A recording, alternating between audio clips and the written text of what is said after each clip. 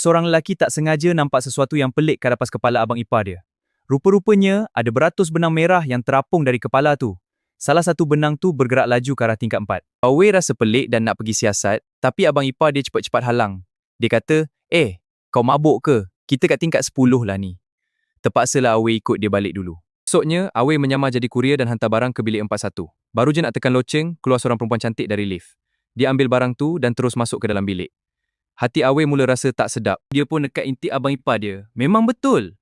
Dia nampak abang ipar dia tengah berdating romantis, siap bagi hadiah mahal lagi kat perempuan tu. Awei cuba bagi peluang terakhir, dia call abang ipar dia, tapi lelaki tu selamba je menipu. Awei terus ekori mereka sampai ke sebuah hotel. Kat koridor hotel tu penuh dengan benang merah. Dia pun apa lagi, terus serbu bilik tu. Abang ipar dia terkejut beruk. Sambil merayu, dia janji nak tamatkan semua ni hari ni juga.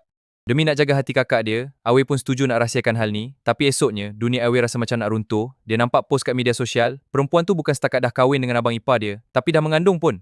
Awei terus mengamuk dan serbu ke pejabat abang ipar dia. Sampai kat sana, dia nampak kakak dia tengah buat kecoh kat tempat letak kereta. Awei terus pergi tanya apa dah jadi.